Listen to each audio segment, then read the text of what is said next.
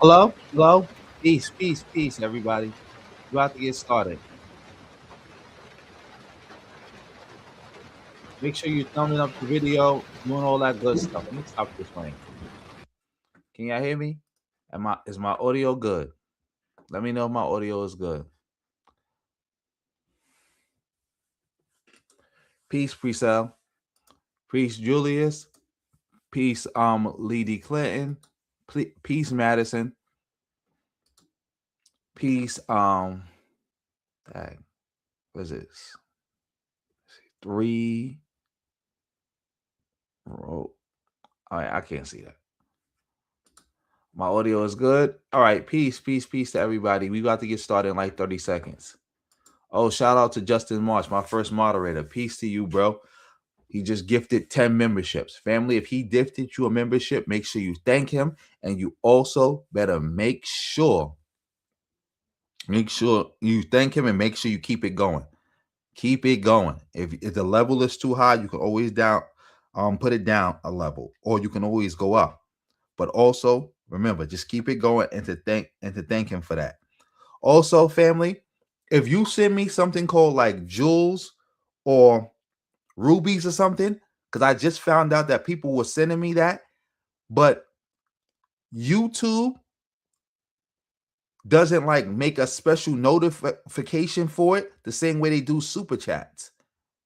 They don't do it. And so does StreamYard. So when people were sending it to me, I never noticed. It was when I was just watching a playback and I saw a purple box.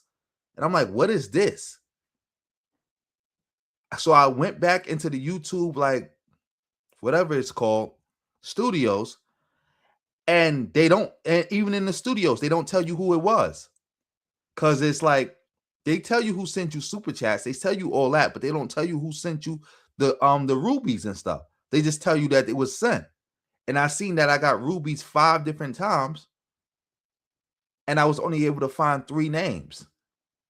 So, family, if you send any rubies, make sure you type in the comment section, I sent you rubies. And everybody else, if somebody sends me rubies, please type you were sent rubies or you were sent jewels. Like, especially like the moderators, if you were in the building and y'all see that, just say thank you for the jewels or something like that. So I just know. So I can see the person and I can thank them properly. Because it's like I don't want nobody donating to me and I'm getting stuff from them, but I'm not thanking them. I don't want that. Shout out to Auto Mac. I said Mac. I keep calling you Mac. Mac. Peace, peace, peace, peace, peace, peace to everybody in the building. We're going to just give it like maybe 30 more seconds and then we're going to get started.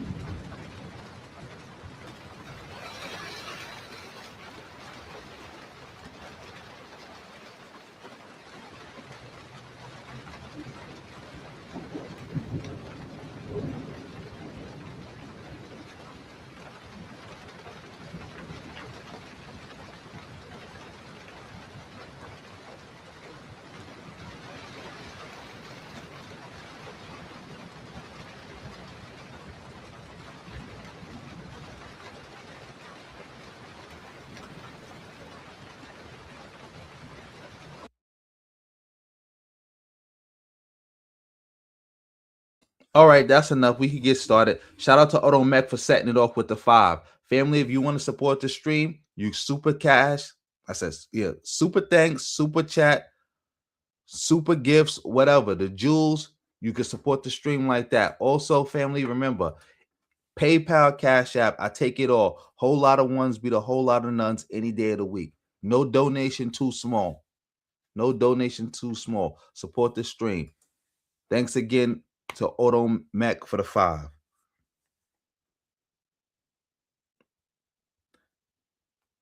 Yeah, but let's start this stream.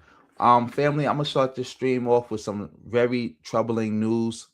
Let me see. Let me switch my screen to this.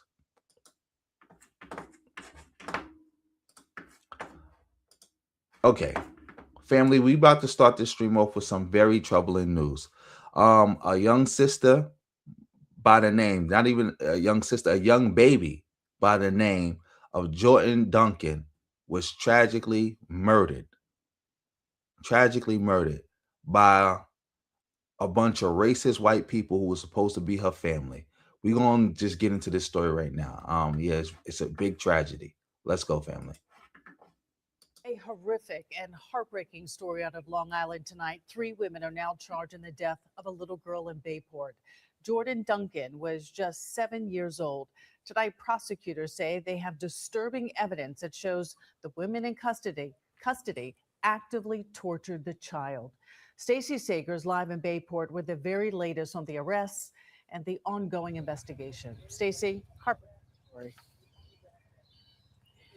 Well, Sade, 3 generations of women and allegedly the horrible torture of an innocent child. This was the brutal murder of a defenseless 7-year-old girl, according to the Suffolk County District Attorney. This all began here in Bayport with a 911 call to this home.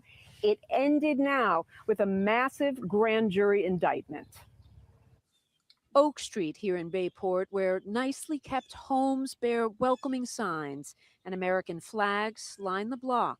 Number 9, no different, except for the horrors that prosecutors outline inside. You hear about this stuff and you don't think it's going to be so close to home. It hits a little different when it's right here. They say the 7-year-old girl who lived here endured months of abuse. I just feel terrible because, I mean, we just feel like we would have done something. A grand jury indictment now alleging that Jor'Dynn Duncan had at least 90 injuries on her body in the last 48 hours of her life. 20 other injuries, including some suggesting she was whipped. Looking outside the home, a clear indication the family denies any abuse. Signs about their own grief after Jor'Dynn went into cardiac arrest here last December. But neighbors like Tom Lowe, who lives 2 doors down, wondered. Like 9 months ago, when they went into the house, ambulances, cop cars. Now 3 generations of women in the home, all charged with the abuse that caused little Jor'Dynn's death. 50-year-old Emily Kelly, her legal guardian, facing the most serious charges, including second-degree murder. Kelly was the girl's father's fiancé and had legal custody because he's in prison. But prosecutors say in the year Kelly was in charge, cruelty persisted. So did alleged cover-ups of Jor'Dynn's injuries discussed between Kelly and her 24-year-old daughter, Alyssa Seymour. Kelly's elderly mother, meanwhile, Barbara Renner, allegedly singing in the background during a video showing little Jor'Dynn struggling. 3 generations, nobody, it's sadistic. It's horrible. Jor'Dynn Duncan was absent from school 40 days in 2025. In a statement, the superintendent of Bayport Blue Point saying the district remains heartbroken and profoundly saddened as they continue to navigate this difficult period. And the charges in this case really do run the spectrum. You have 50-year-old Emily Kelly. She's charged with murder. Her 75-year-old mother, Barbara Renner, is charged with manslaughter. And 24-year-old Alyssa Seymour, she is charged with unlawful imprisonment and endangering the welfare of little Jor'Dynn. All 3 women are behind bars still at this hour. The attorney for Seymour did call us late today saying that her client has no prior criminal record. We're live in Bayport. I'm Stacey Sager, Channel 7 Eyewitness News. This is heartbreaking and this was disgusting. First of all, I don't know how all 3 of them. A disturbing case. I don't know how all 3 of them are not being charged with murder. Let's be clear. She got 90 bruises on her body. I mean, injuries on her body, and they said she had like 20 prior ones. So they knew about this. This was all going on in the house. Like they said, they was working together to cover this up. How are they not all being charged with murder? How they all not being charged with murder? That's beyond me. And yes, Priscilla, why the teachers ain't do nothing? Because I remember my youngest son was in the hospital and we was getting phone calls about he needs to be in school. Now, mind you, he's in the hospital. He had my youngest son had corona in the hospital with corona. This is after the lockdown was over. We getting notes from the school talking about absences and how CPS might need to get involved because of absences. Mind you, my child is in the hospital. They have the doctor's notes. They can see he's in the hospital. Even when he got out the hospital, when he come back to school, it was always an issue. Like they was about to take my child from me. But you got child missing 40 days of school with obvious bruises and signs of torture. Because again, like they said, it was like 20 prior incidents. And she had 90 bruises and injuries on her body. There's no way to hide that on a 7-year-old girl. There's no way to hide that. But somehow, again, like the racist system, when you got black kids, especially black adopted kids or foster kids in somebody white's custody, they could do whatever they want with them, and the system never seems to find any fault or any wrong until a dead body. It is a dead body. Because if she had survived those 90 injuries she sustained, there would be no case. She probably would have went to the hospital and went back into that house without no issue, no case. It do sound like a sacrifice. It do. And again, that's only because she died. They've been torturing her. They've been had evidence that they was abusing her and torturing her. But nobody did nothing. Nobody did nothing. Until what? She popped up dead. And look, and this happened this happened in December, by the way. This happened over 6 months ago, and they just now getting an indictment on them. This girl, this young sister been dead for like 6 months now. 6 months now, and they just now getting an indictment. And it's a weak ass indictment at that. Weak. Beyond weak, beyond disgusting. Let me see if we can find some latest, some more news on this. Let's see.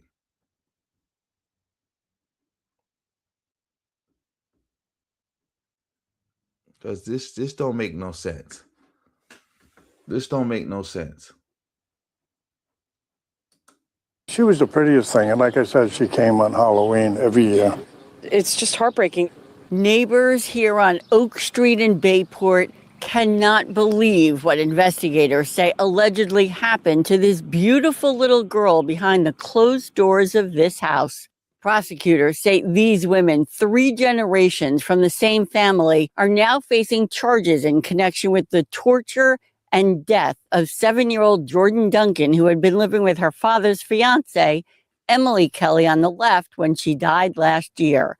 In court, prosecutors said the little girl had more than 90 wounds on her body. Suffolk DA Ray Tierney telling Newsday, she was an extraordinary child. She certainly deserved better. A lot of the evidence in this case comes from text messages that were sent, from videos that were found when prosecutors, investigators obtained a search warrant to look at the phones of the defendants. It's sadistic. It's horrible. And I worked in a mental institution for 31 and a half years. And when I heard that, and I've heard a lot and seen a lot, but when I heard that. Kelly was indicted on second-degree murder, unlawful imprisonment, reckless endangerment, and other charges. Her 75-year-old mother and 24-year-old daughter were also indicted. The evidence will show that this was a tragic accident, the result of no depraved indifference or malicious intent whatsoever. Prosecutors said Child Protective Services placed the girl with Kelly in 2024. When asked about the case and the CPS's involvement, a Suffolk County spokesman said no comment. Neighbors here on the block tell us they had no idea what was allegedly going on inside the little girl's home, and they are devastated about it. If there was anything we could have done, we were absolutely. In Bayport, I'm Sherry Einhorn, Newsday TV. Exactly. CPS was involved, but they didn't do their job. Why? Because the little girl was black and the people she was in their custody was white. So there's no way somebody is being abused for that long of a period and they that young and you don't know about it. You don't know about it. Talking about over 90 injuries to her body and oh, that was an accident. Again, they just let these people do whatever they want to do just because the little girl was black. That's the only reason. So we got all these absences from school. We got CPS involved, but somehow she was still left in that house, and she died. She died, and they got these weak charges. They, like they said, they got video of her being abused, of her being whipped, tortured, and abused. That's why they're using the word torture. They got it on video of her being tortured, and those other people in the house know about it. So why are they not being charged with murder as well, or accessories to murder? They got the text messages. They got everything. This is disgusting. Beyond disgusting. This is what we dealing with. Like I just don't know. I just don't know. Accident. Yeah, accident. But that's her lawyer though. So he supposed to say stupid stuff like that. He couldn't even keep a straight face when he was saying it too. Accident. Yes, and they're gonna plead down the charges. She getting charged with murder too. She probably gonna plead out to like manslaughter in the second degree or manslaughter in the first degree at best. They all gonna be on the streets. The little girl was 7 years old. They all gonna be on the streets in the next 7 years. They all gonna touch the streets again in the next 7 years.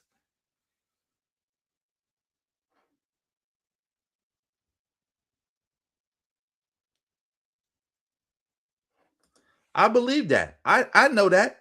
I believe that. Like these child protection services and whatever. Like, come on, it's a racket. Yeah, he didn't even look at the camera. But yeah, we got to get off this because this was, this was kind of hard to do, but I had to do it. So yeah, let's move on to something else. Let's move on to something else. Shout out to everybody in the building. If you want to support the stream, PayPal, Cash App, super thanks, super chat, super everything. Join the channel, the jewels, everything. Whole lot of ones be the whole lot of nuns. Any day of the week. Make sure you hitting the thumbs up. Make sure you sharing the stream. Make sure you're doing all that positive stuff. Yes, they will. They will take your kids for any reason, except for if they actually, except if there's actually a reason to take them. But yeah, let's move on to something lighter because it's like this is crazy. Thank you for the fire emojis. Of course, yeah, they don't even need a court order to take your kids, and they will take your kids for nothing, and make you go through hell and high water to get them back. You know they didn't even do that. They should have did that, but I know they probably didn't do it. Most likely they didn't do it. This happened in Long Island too, in Suffolk County, and all those neighbors talking about, oh, we knew something. Y'all didn't know something. Y'all just didn't care because y'all knew it was a black girl being tortured, and y'all knew them old racist white women.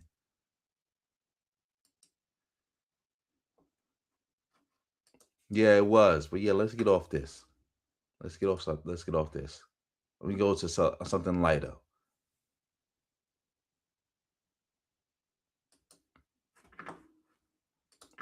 Like, is my audio still good? Can y'all see this? All right, cool. Shout out to everybody in the building. This is the bozo Tariq. I think it was Fahima who sent me this video because I haven't been streaming for a while, so I got to cover all these old topics that I didn't touch. Tariq is back saying Drake is not FBA. Let's see what he got to say. Let's hear what this bozo got to say. It's gonna be more nonsense, but hey, we got to deal with it. Byro, whatever your name is. Byro, hop on in. Yeah, so can you hear me? Yes, sir. Now, what's your name? What is your name, sir? My name is Byron. Byron. Okay, what's your screen name? Byro Toshi. Byro Toshi. Now, where's your family from, Byro? Well, I'm born and raised in Phoenix, Arizona. My family's from pretty much the Texas area. My grandmother's from Austin, Texas. Your grandmother's from Austin, Texas? Yeah, she was born and raised in Austin, Texas. Where's the rest of the family from? Because that's not a Texas accent. No, I don't have a Texas accent. I'm born and raised in Phoenix, Arizona. You sound almost Hispanic. Who's Hispanic in your family? No, nobody. I mean, I grew up with nothing but Hispanic. Where's the rest of your family from? No. Again, this is Tariq doing this again. He's literally, every time he does this, he disproves his own website. Remember, he said it was a such thing as a half FBA. So what does it matter if they got immigrants in their family? If there's a such thing as a half FBA? Because what if he said, yeah, my grandfather was Jamaican? What would Tariq say? So you're a Jamaican. He wouldn't say you was half FBA. He would say you're a Jamaican. So you're cosplaying. That's what he would say. Like I don't know how much more clearer this got to be made to people.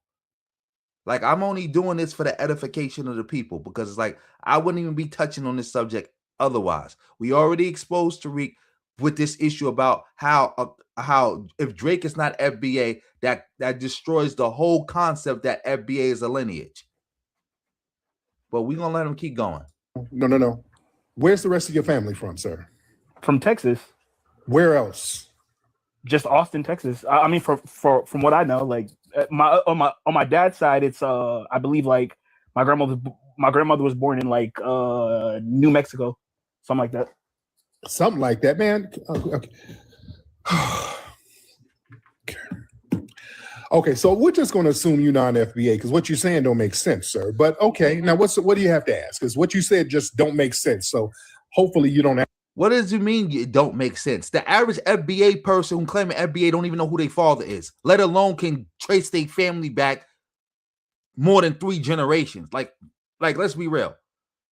Who can trace, like the average person is not going to be able to trace their family back more than 3 generations. You know that. Because you never asked none of these FBA bozos that. Like, who can do that? He told you where his parents is from. He told you where his grandparents is from. What more is that? What more do you need? You just didn't want him to be FBA. This is another thing I pointed out about the FBA hate code. And Tariq, if you don't agree with Tariq, you are magically not FBA. This dude gave Tariq his parents and his grandparents. But somehow Tariq is not convinced because why? The dude is challenging something Tariq said. So now he's not FBA. Straight demagoguery. Straight cult behavior. Oh, you don't agree with me? Where's your parents from? Where your grandparents from? Where they parents from? Oh, you ain't got all those answers? Well, we just gonna assume or treat you like you non-FBA. That's nothing in bad faith because what you sound like you lying, to be honest. No, I'm 100% not lying. But my question was pretty much because I've recently started looking at your content online, and I seen you were covering the David case, and I was wondering, have you figured out whether or not he's FBA? David, who's who? Who? David D4VD, the guy that murdered no, the he's girl? not FBA. He's his mother's Caribbean, and I think his dad is Nigerian. Yeah, he's not FBA. Yeah. What did I say?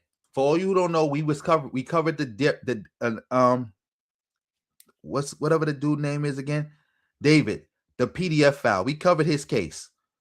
That dude is a horrible person, horrible person. Especially what he did to I don't even remember the young woman's name that he did that to. I don't want to mispronounce her name, but because I'm thinking I think her name was Celeste, but I'm not for sure. But yeah, let's get back to this. This bozo, what did I say was going to happen? Tariq was going to claim that David was Caribbean out of nowhere. Now David is not only his mother is Caribbean, but now his father is Nigerian, I think. He's just making stuff up. What I said this was going to happen. We covered this. We covered the David trial. We covered every step of it. And I said, watch, Tariq is not talking about it. And when somebody finally asks him about it, he's just going to pull out of thin air. One parent, his parents is Caribbean or something like that. Or I think.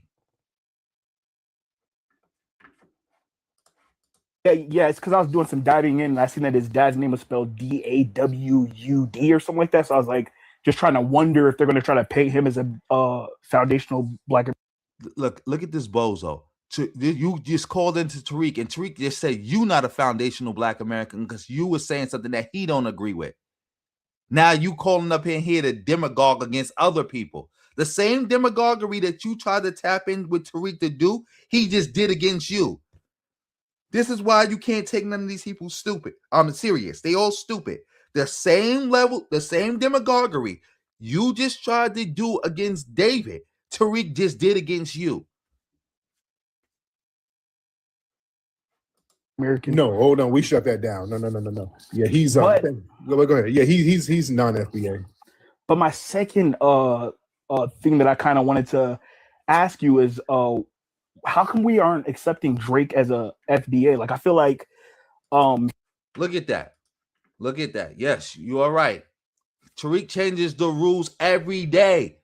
It's who depends on who he's talking to. Tariq got the chicken butt mouth. For again, shout out to the Mad Head Doctor. I got that from him. For all you who don't know, a chicken only got one hole.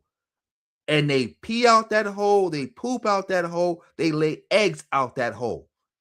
And when a chicken squat down, you never know what's going to come out that hole. It's the same thing with Tariq. When this dude talk about who is and who is not FBA, you never know what he gonna say. You never know. And also, this bozo is calling up trying to say, that's why Tariq was claiming that he wasn't FBA.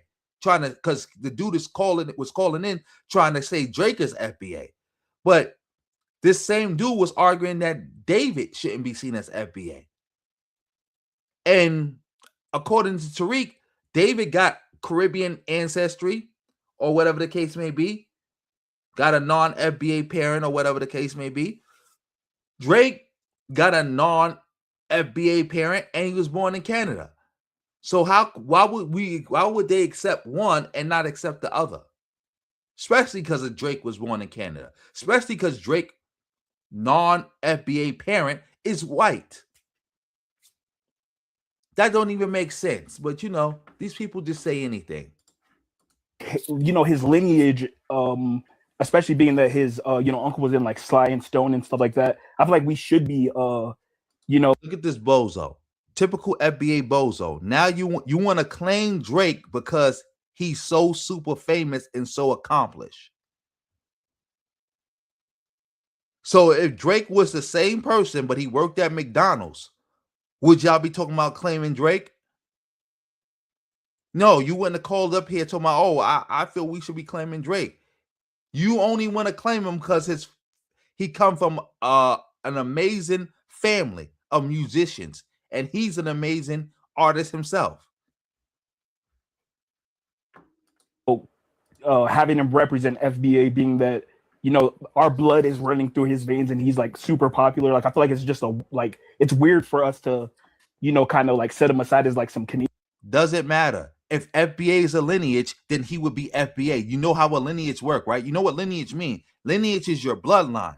Your bloodline don't change based on where you're born. Also, Drake is also an American citizen, and he became an American citizen the same way J. Cole became an American citizen, the same way Kyrie Irving became an American citizen, the same way, wait, time out. Was Kobe born overseas? Yeah, Kobe was born overseas too, right? Same way he became an American citizen, the same way Martin Lawrence became an American citizen.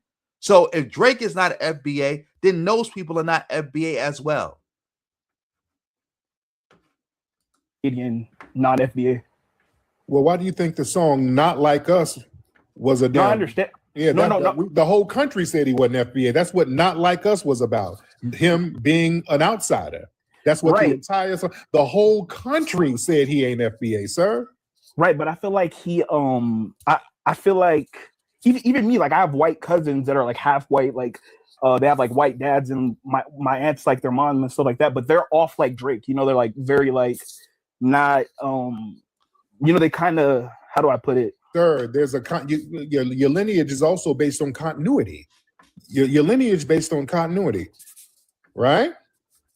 Right. There's a continuity. Land and bloodline. There's a continuity. Like, for example, he said land and bloodline. There's no such thing as land and bloodline. That's why he completely delegitimized the whole concept of FBA. That's why I was like, all things work together for the good. Because when Vlad platformed Tariq, I said Vlad is a bozo for platforming Tariq, knowing that Tariq pushes nothing but xenophobia. But when he asked Tariq certain questions, it completely destroyed his credibility. One of those questions be asking Tariq about Drake. Well, yeah, we want to continue. Example, they say that we, Foundation of Black Americans, we got West African DNA. Okay, we probably do. Some of us do. But we're not West African. I can't go to Africa and be like, hey, I got West African DNA. Here I am. They're like, go, nigga, get out of here, nigga. I'm not going to get citizenship without dropping a bag, sir. We're still foreigners. Exactly. Oh, thank you. Yeah, he was born in Germany. So again, according to Tariq, continuity, land and blood, they was not born here. What's up? And yeah, we made that point already too about Tariq's kids being Jewish because of the matrilineal line. And somebody else brought that point up about Drake, and Tariq agreed with it, which means that same thing applies to his kids. Nonsense. You understand? Right. Drake is still a foreigner. He was born in a foreign land. He has his dad as FBA, but Drake was a foreigner. He was born in a foreign land. Right. But yeah, I don't know. I just been seeing like a lot of like videos popping up of him in Memphis with his uncle and stuff like that. And he had an interview on Hot 97 where he's talking to like, I believe Angie Martinez, and he's going down his lineage saying that that's like where he gets his inspiration for music. He was born and raised in a foreign nation. He had to, just like Kyrie Irving. Kyrie Irving was born and raised in Australia. He came back to Australia. He could already walk and talk by the time he got back to Australia. Same thing with, like, I think Martin Lawrence and all the rest of them. How many black people are born on military bases, born overseas, and they spend most of their life overseas? Drake probably spent more time in America than Kobe did. That's a fact. Kobe's parents only brought him back to America when it was time for him to play high school basketball so he could try to get into the NBA. That's it. And he didn't grow up in a black neighborhood neither. Or he wasn't living in a black neighborhood. He was living in a suburb outside of Philadelphia. fill out special paperwork to get here.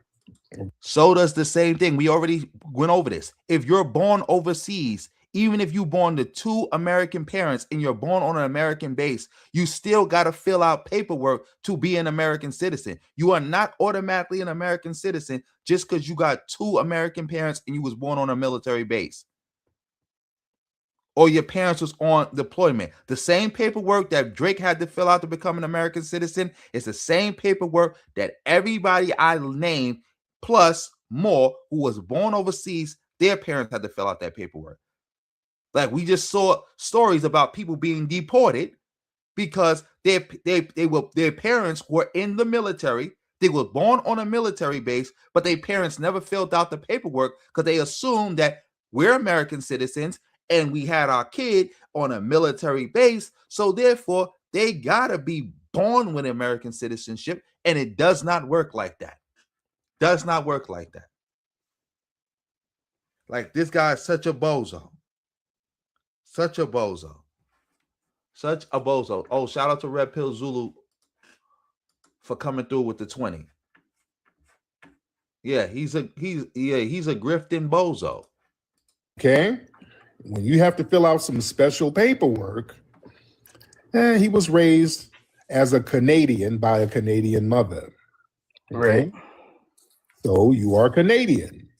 Right. With FBA DNA.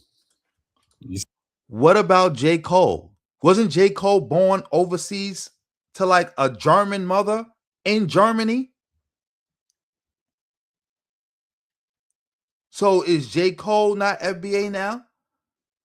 Like, this shit don't make sense. This is why Vlad cooked you. See how that works? But he's still a foreigner. All right? All right. There you go, my man. Thank you so much. And I like Drake. I don't have a problem with Drake. But hell, the song Not Like Us was about just that. The whole country rejected him as being foundational Black. That's not what the song Not Like Us is about. That's what you wanted it to be about, but that's not what it's about. American. And that's okay. That's not a bad thing. You're a cool Canadian cat. That's cool. All right? That's okay. Yes, hell, the whole world, hell, because they singing Not Like Us. Hell, somebody made a good point. Hell, the whole world was like, you're not like us. Not like us means you're not FBA. All right? And it's all good. It's not. That's not true. But again, let him keep talking. It's not a bad thing. Delineation is not a bad thing. It's all about respecting everybody's lineage and boundaries culturally so that we can come together and show respect and appreciate each other's culture without trying to co-op and cosplay. You see? Man. Let me see. Yeah, because he got roasted See, that you can tell he ain't FBA. In rap battles, you rap, you battle, you win, you lose. He did some Canadian shit. He went and sued because he got dissed in a rap battle. That ain't. Yeah, but we're gonna stop Tariq real quick. We about to show y'all this right here.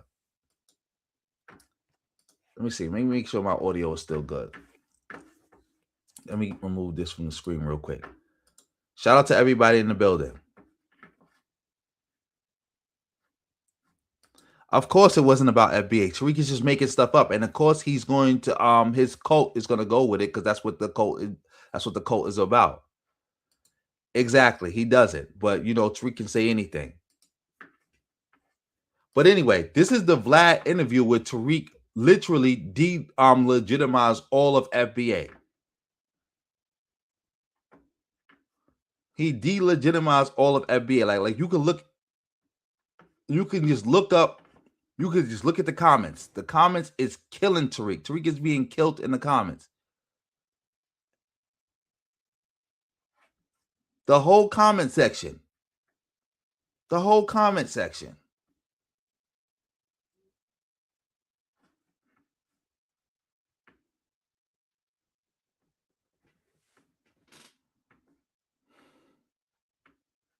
The whole comment section. Like I challenge y'all to go to this comment section.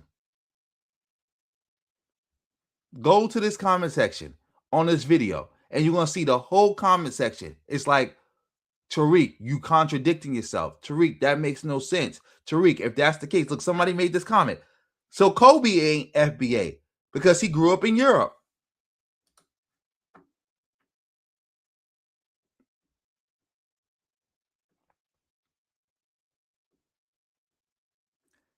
He delegitimized the whole concept. Let me see. Let me play a little bit of this.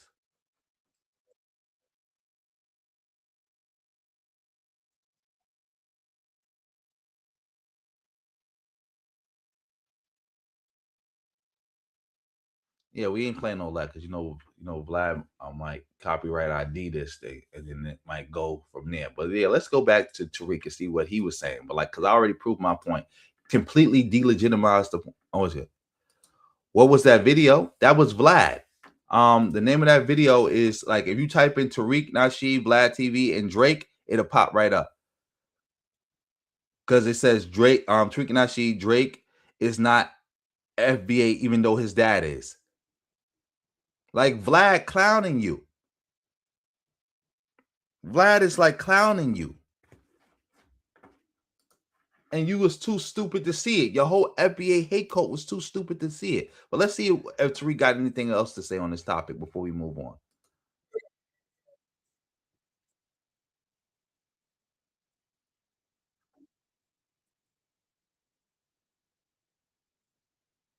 Exactly.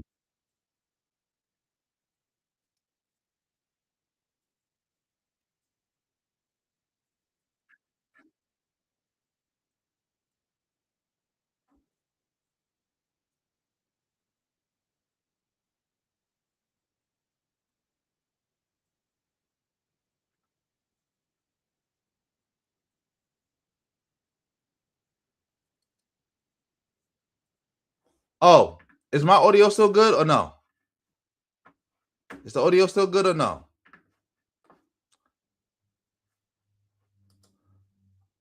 Turn on the closed captioning. I don't know.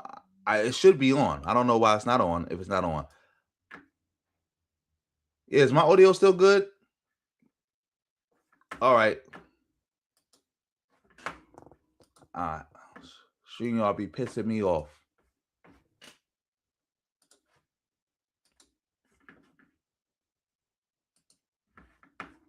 All right, we back. Let me know if the audio is good. The most non-FBA shit ever. All right? Let's keep it a beam.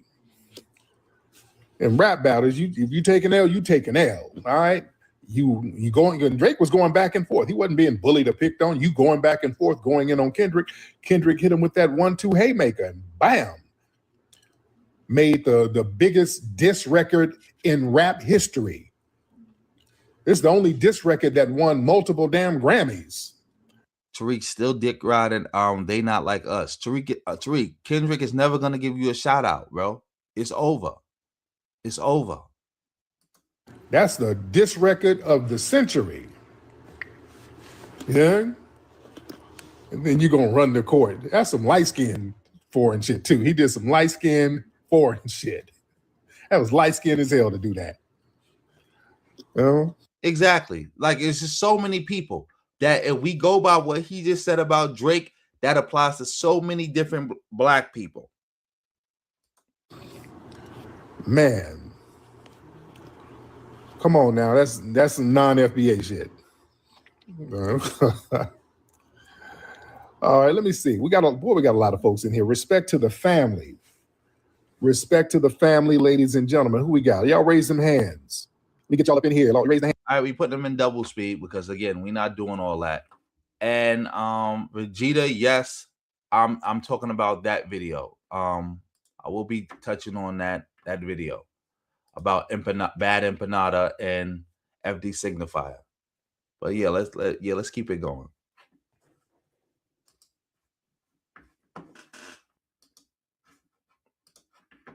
Raise the hands. Because we are here deep, ladies and gentlemen. All right. Who are blocked? Nirvana? Who's Nirvana? All right, who's Nirvana? I don't know who Nirvana is. What's up, Monique? How you doing, Monique? Happy early Memorial Day weekend. You know, we got to pop in the museum this Saturday. Let me see. Let's get Frankie. Let me get some new faces in here. All right. Frankie, what's up, Frankie? What's going on, Reek? What's up, Frankie? How you doing, brother? Man, I'm up here in the Bay, man. Hey, check this out, man. Do you remember? I mean, this was back when you was Let's see what this is about Drake. If it's not, we about to get off this. messing with when he was going back and forth with Scrappy and them. Yeah. Do you remember Paul Sowers? Paul Sowers, what is that? Remember the guy? Remember the white guy? He was in all the pictures. They had this one white guy. Yeah. That little like kind of LGBT white dude, right? Yeah, remember you could not find no information on him. Right. Yeah, and I just wanted, for the Tariq don't even know who he talking about. He just said, yeah, I know who you're talking about. He was LGBTQ, right?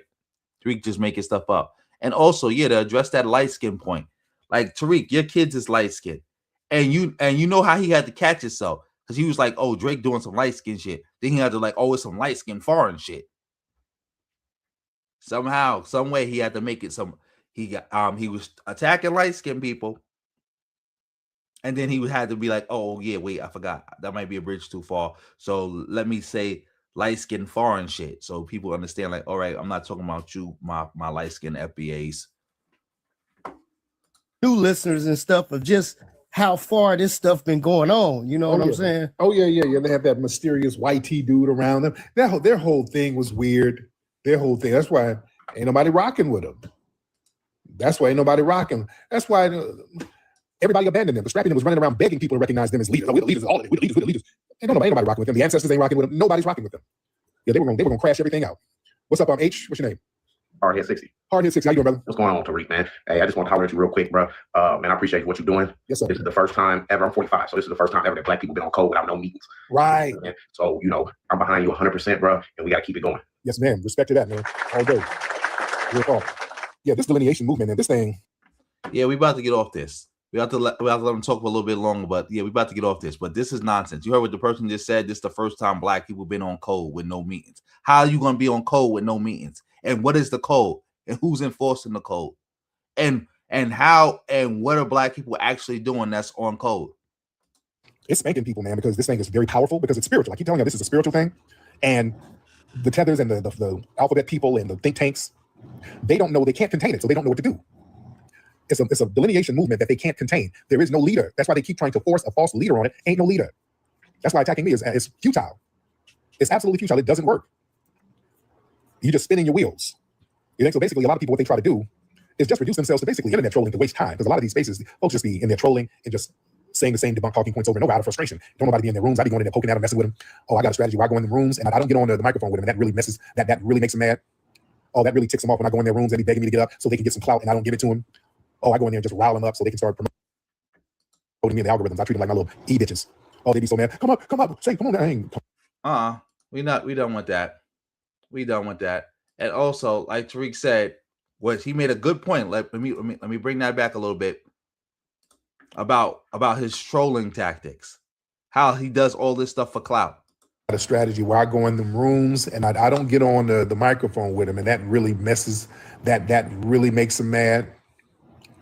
Oh, that really ticks them off when I go in their rooms and be begging me to get up so they can get some clout and I don't give it to them. Oh, I go in there and just rile them up so they can start promoting me in the algorithms. I treat them like my little e-bitches. Oh, they be so mad. Come up, say, come on now. I ain't coming up nothing. I'm gonna be in this comment section spanking you and smacking you. Because all they're doing is trolling and lying. And it's absolutely pointless to have a good faith conversation with them, because their whole point is to just troll, lie, and waste time. Oh, y'all see how I be in them rooms getting them mad and frustrated? They want me to come up on the mic. One reason, so they can clip it up and then try to monetize it. I'm not letting them do that.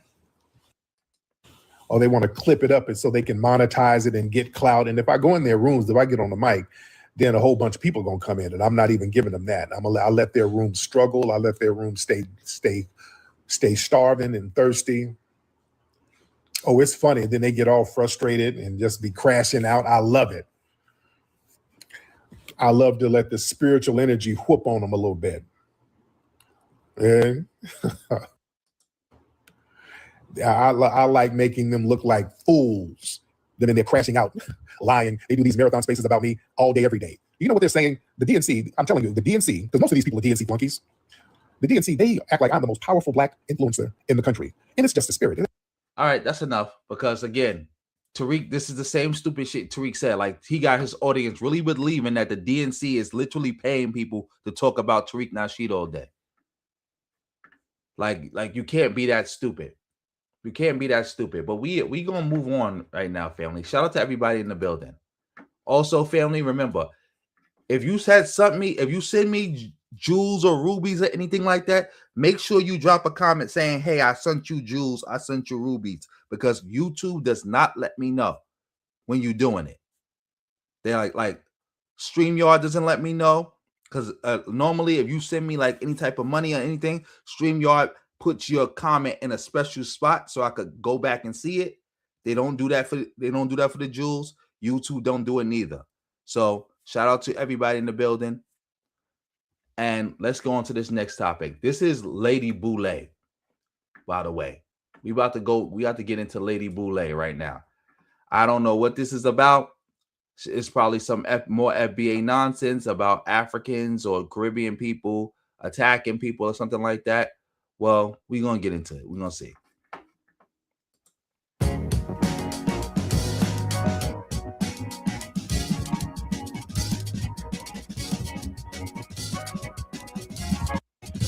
For subscribing to the channel. Thank you for your thumbs up and thank you for your comments. Thank you for all you do to support the channel. And yes, we are commanded to love one another, whether we want to or not, or whether we agree with each other or not. So the title of this video is, let's stop pretending about this and let's stop defending. The sudden wave of Black American kids were so mean to us stories is not about childhood memories. It's a reaction to Black Americans drawing boundaries, naming our culture, and refusing to be collapsed into a vague, all Black people are African identity. More lies, more lies. So now she's claiming that if somebody tells a story about how they were mistreated or how they was bullied or they was called names, this is an attempt to like what? Lie and pretend and lie about it. So because they're mad that Black people are putting up boundaries and naming themselves. What does somebody saying I was bullied or I was called a name, how does that stop you from putting up a boundary? What is that supposed to mean? That supposed to like guilt trip people to not have boundaries? Like, what was the purpose of that? I'm not getting it. I'm not getting it. Like, you're not making any sense. And the only people lying about being called names is FBA. Like, you got a bunch of FBA people who in bumfuck nowhere talking about Black immigrants are talking bad about Black Americans. This is somebody who lives, again, in West Bubblefuck, never spoke to a Black immigrant, don't know any Black immigrants, but if you listen to them all day on the internet, you would think that they being like, that they being hunted down by black immigrants. Like the black immigrants are like the Klan, and they can't get away from them. Like they old racist white people from segregation, and everywhere you go, they calling you the N-word or something like that. Some nonsense, but we're gonna let her keep talking. It's a counter narrative, not a historical record. So why are these stories popping up now? First of all, it's a boundaries backlash. When Black Americans... Oh, again, shout out to Justin March. Kung Fu Kenny. Yeah, thank you for saluting Justin March. Yeah. Oh, yeah, of course. And again, they never even been called a casa. This is a word they found out about on the internet. But if you let them tell it, that's what it is. I believe so. I believe so. I believe it. I believe because there's a lot of people doing that. It's a lot of people doing FBA content trying to get views and clicks. Shout out to everybody in the building. We got like 110 people in the building. Began delineating our culture, lineage, and identity, some Africans online felt rejected. Instead of sitting with that feeling, they created a narrative where we were the aggressors. So they're rewriting their childhood. Many of these people were children when they immigrated. Kids tease everyone who is new, different, or has an accent. That's wrong. That's wrong. Like you're trying to rewrite the narrative. People are, because again, this is why we know most of you FBA bozos don't live around no black immigrants. This is something black immigrants been saying for like over 100 years. This is not something new. Nobody's rewriting the narrative. People are attacking you FBA bozos because you are pushing hate. Nobody's talking about no kids calling nobody names. We talking about y'all being a white nationalist psyop. That's why. That's why people are saying what they're saying. You guys are a white nationalist psyop. Has nothing to do with no kids calling nobody no names. You are the one rewriting the history right now. White kids, Latino kids, Asian kids, everybody did it. But now, as adults, they retell it as Black Americans targeted us. And a lot of these African children really went to predominantly white schools. And as you know, I taught at predominantly white schools. Black children, Black American children feel very much out of place in those schools. They're trying to navigate those schools themselves. And they are not the majority in those schools. So they're not framing the narrative. You know, take that for what it's worth, because now these Africans are deflecting from accountability instead of addressing the very real anti-Black American sentiment that does exist in some African communities. They flip the script to avoid acknowledging it. And that is why I say we should stop defending it, because these people are not always telling the truth. Okay.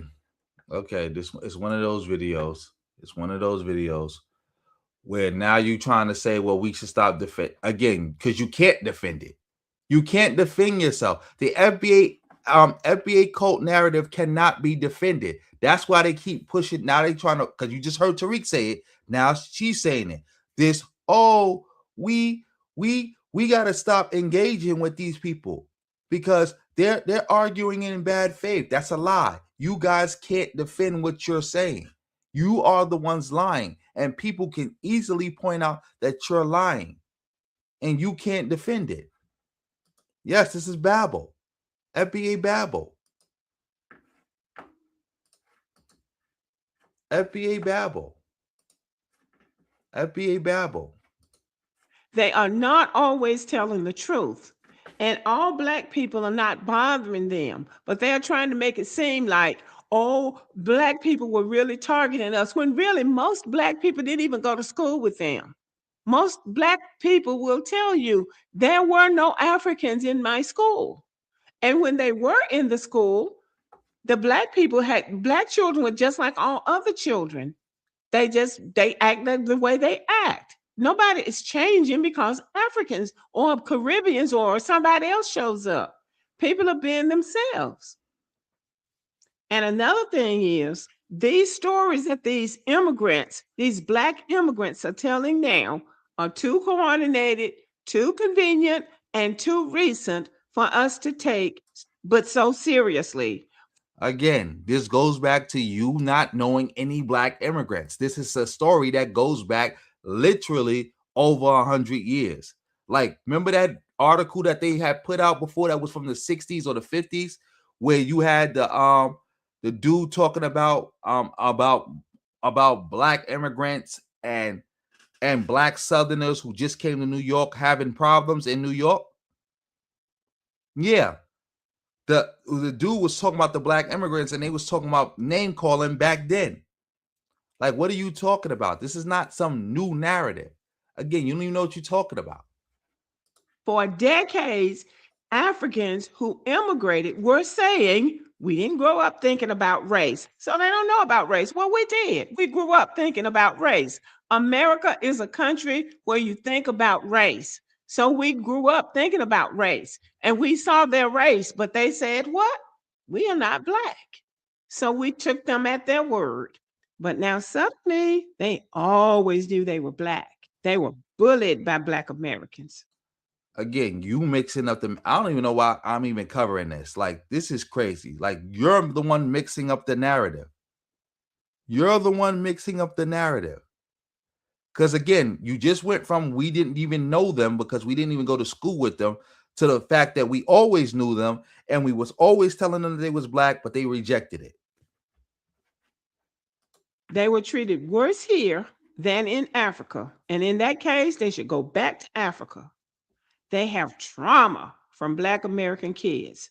See, what I'm saying is we should not pretend that these people are telling the truth and that we did all of these things to them, because we were just living our lives here in America. They came here to live. They have to accept any country that you go to. You have to accept it the way it is, not the way you think it should be or the way you were told it was. You have to accept the country like it is. Because what they're no, you don't. That's weakling talk. That's why y'all okay with going back to Jim Crow, because y'all believe that. Because if that's the case, why Black people didn't accept being slaves? Why Black people didn't accept being Jim Crow? Why Black people didn't accept redlining? Why they didn't accept Black code? saying is really not memory, it's revision. They're trying to rewrite the history because Black people have said we are delineating and we have our own lineage, we have our own culture, we have our own history, and you're not a part of it. And so now they are coming up with all of this other stuff, trying to make you feel guilty. And I'm saying you shouldn't. So this is what we should not do. We should not get into the habit of defending ourselves because we don't know. They might be telling the truth, but all of them don't have the same experience. Now, as some of them maybe been telling the truth. See, again, this is nonsense. I don't even know why I'm even covering it, but we gonna cover it. I'm gonna let you keep talking, but you make no sense. And again, you can't defend yourself. This is why you are now saying that, yeah, some of them are telling the truth, but we don't know which ones is telling the truth. So we should just not engage. Whatever. Them have not had the same experience. And if you listen to them, they're all telling the same story. So that's how you know you shouldn't be taking them seriously. Number two, we should validate their revisionist history. We shouldn't try to argue with them and say that didn't happen because they're just going to double down on what they're saying. So you cannot get into the habit of trying to discredit them or disproving them. And for goodness sake, don't get into an argument with them. Let them say whatever they want to say. Because at the end of the day, we are at home and they came here. So if they're talking about, oh, Black Americans did this and Black Americans did that, and you know you didn't do that to them, don't accept it and don't argue with them about it. Don't even have a discussion with them about it. And don't pretend that these narratives are neutral. These people are not neutral. These people have an agenda. They are trying to guilt you into saying, oh, yeah, we're all the same, so they can go back with their anti-Black sentiment that they were doing behind our backs until we got hip to it. This is incoherent. So let me get this straight. Like I said, I knew it. That's where she was going with this. So Africans, Jamaicans, Black immigrants in general, are just trying to guilt trip Black people by making up all these fake narratives that you just acknowledge that some of it is true, of Black people making fun of them to try to guilt trip Black Americans or people or FBA, and to stop delineating so that we could all just be Africans, so they could continue to go back and talk about us behind our back in peace. That's what you just said. That makes no sense. So don't take them seriously. You're allowed to say to them, that is not my experience, and that is not the collective truth. All Black people don't do that. That's what they say. And I know I haven't done it, so I'm not taking any responsibility for it. And I have. Shout out to a pimp named Slipback for the 5. Thank you, player. Whole lot of ones beat a whole lot of nuns any day of the week. That's what I'm saying. Most of these bozos don't know no Black immigrants. They don't know any. That's why her narrative is so incoherent. It doesn't make any sense. They just saying stuff. They just saying stuff. We got 120 in the building, and I think the Knicks is playing tonight too. But hey, I had to do this. Yeah, like come on, it's just incoherent. It don't make any sense. They just saying stuff. Like have the suspicion that one of the reasons that the reaction from these Black immigrants is happening is because delineation removed their ability to collapse our identities. They can't, identity swap now. Oh, I'm a Black American now, but I'm a Nigerian next week, or I'm a something else next week, but I'm a. You know what's so funny about that? The only people who try to collapse people's identities into one identity is Black Americans. Native Black Americans are the ones who do that. Like we are the ones who our identity is solely race-based, just like white people. Whiteness is about collapsing all white European identities into just whiteness. That's why it doesn't matter if you come from Ireland, Scotland, Italy, Romania. Once you get here, that's out the window. You are just white. Yes, you are allowed to celebrate your little identities on your holidays and stuff like that, or in your little groups. But when you dealing with the regular world out and about, you just white. And that's the same way Black people in America carry it. That's what's so funny about this.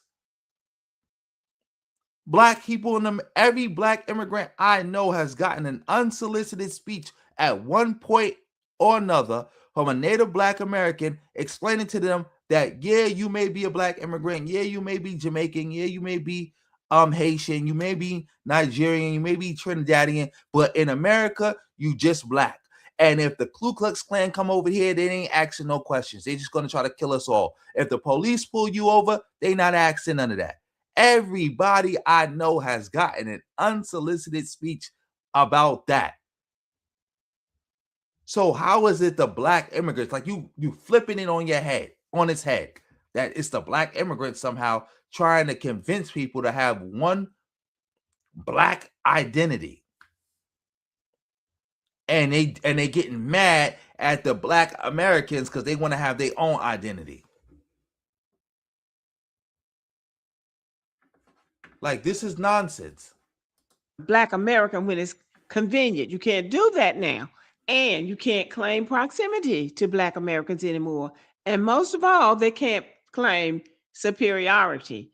I saw one report where it said some Africans think they're going to rank higher socially than Black Americans. Well, good luck with that.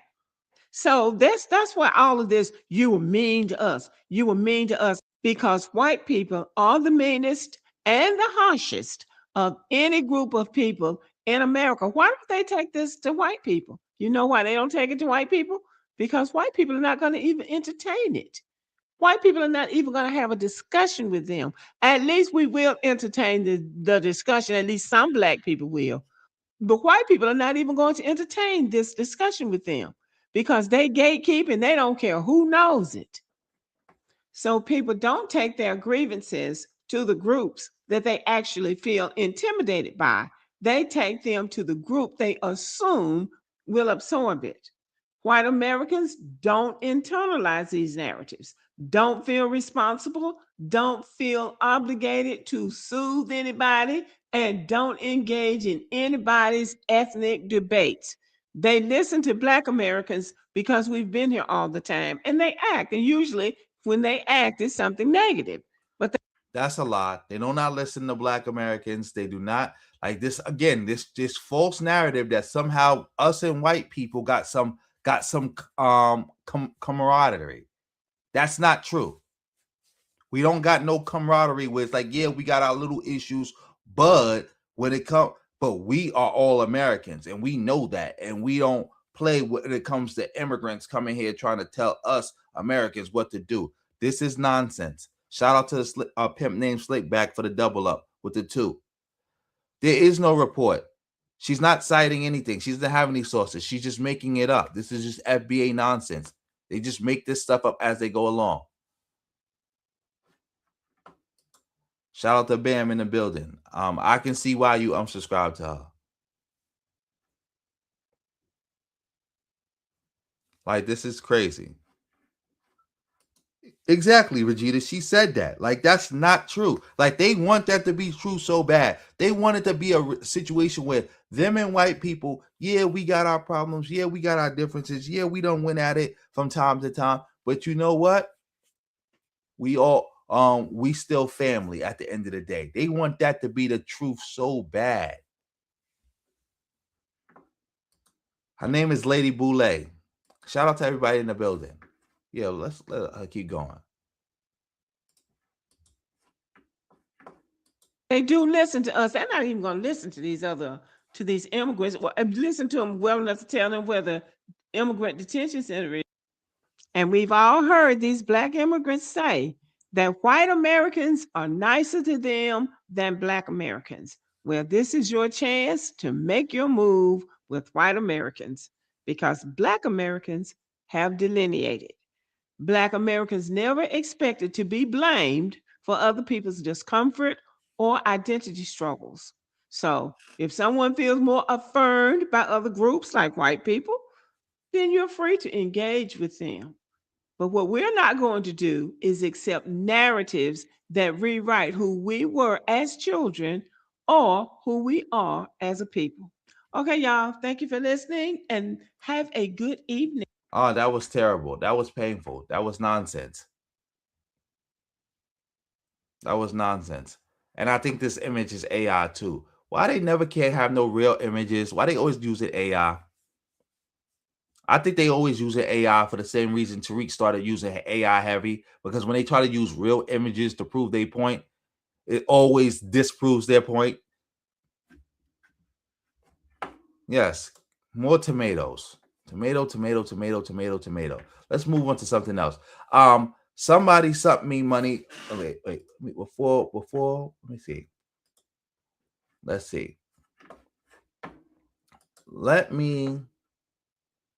Is my audio good? The audio is good. Good. Yes, I know all her images are AI. Somebody's hit me on the Cash App and asked me to cover this issue between, what's her name? Let me see. What's her name? Dang. I'm having a brain fart right now.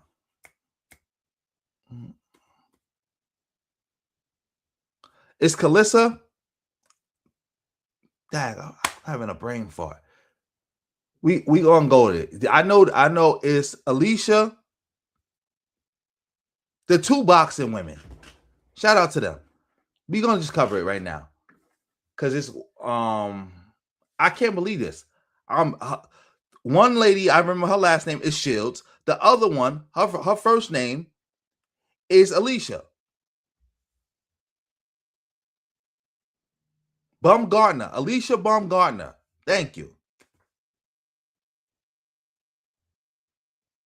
And it's Claressa Shields and Alicia Baumgartner. Matter of fact, we just getting into this video. Let's watch this and see what was going down. Who the fuck you're with? Not me. Oh my God, is the girl gonna get in a fire? Shut the fuck up. Right, get out of the way. I want to get in there. No.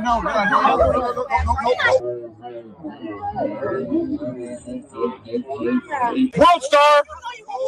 Not right now.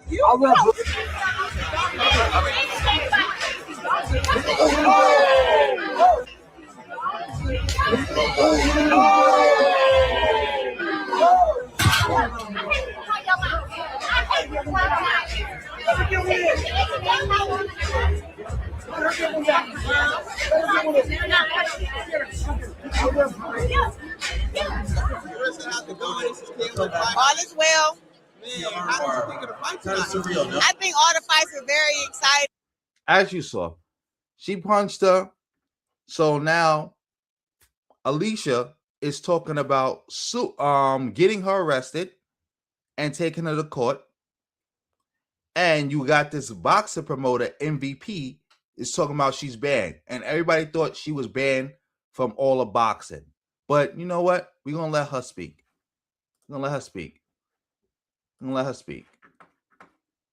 This is a shorter version of her longer video, but I wanted to play this. I haven't watched this. Baumgartner decides she want to keep mentioning me and my relationship in her mouth. Now, to her, I've never spoke about how she's a yeah. I've never spoke about that. How many guys she done slept with, how many boxers she done slept with, what she done. I don't speak about her life, right? But she has gotten too comfortable. First, you disrespect my boxing, trying to say that my resume ain't this and ain't that. Try to disrespect my legacy. Try to say I got AI 6-pack. You want to say I'm jealous of you because you cute and I'm supposedly ugly. And then after all that don't work, then you bring it to my relationship. That's what the conversation was about, to tell her, keep popping it how you popping it. But keep that there out your damn mouth. Because I don't go around talking about how you're a and you have a Jezebel spirit. I don't walk around talking about that. So now, since we want to talk about it, since we talk about people's relationships, no. We about to get into it. Because I try not to get personal, but now since you want to get personal and you want to keep running your mouth, I got something for you. I didn't say this. I didn't say this, by the way. I'm just confirming it now. We really know you. Alicia, some that really ran to you. Stop it. Sonny Fredrickson ran through you. Bunny ran through you. Robert Eastern ran through you, boy. Hold on. Dominique Doses ran through you. Hold on. Montana Love ran through you. I don't know got this. So fuck wrong with you, boy? Everybody has some, man. Tony just like you. So hold on. For somebody to run around and say that I'm jealous of them, I want to be them because they so cute and they this, baby, I'm untouched out here. Flat out. All them dudes plus more that was mentioned ain't never, could never. But she run around talking about some I'm jealous, I'm envious, I want to be her, I'm insecure. No, baby. Letting everybody do what they want to do with you, that's insecure. Yeah. So, yeah, they got a little personal right there. I wanted to play that part before I start her from the beginning, where she explains about the whole issue about how she's now going to sue them while they're trying to get her locked up. She's going to sue them for defamation. I'm just going to let her explain it, because it's like, yeah, this situation is unfortunate because both these queens are super talented. It's too bad they can't fight each other because they're in different weight classes. But it's like, I don't know what's the other issue. There's enough room for 2 black women. Like 2 black women can have the spotlight. Like you don't have to do the one nigga at a time rule. I don't think that should be y'all should be applying that to yourself. Y'all should be building each other up, not tearing each other down. Cause y'all like it's like I hear what she's saying about Alicia, but like Shields, I seen you kind of do that too with Muhammad Ali's daughter. It's like y'all all just tearing each other down. Like I know boxers talk crazy and stuff, but again, y'all female boxers. Y'all don't gotta do all that. And y'all in different weight classes too. Like that ain't necessary.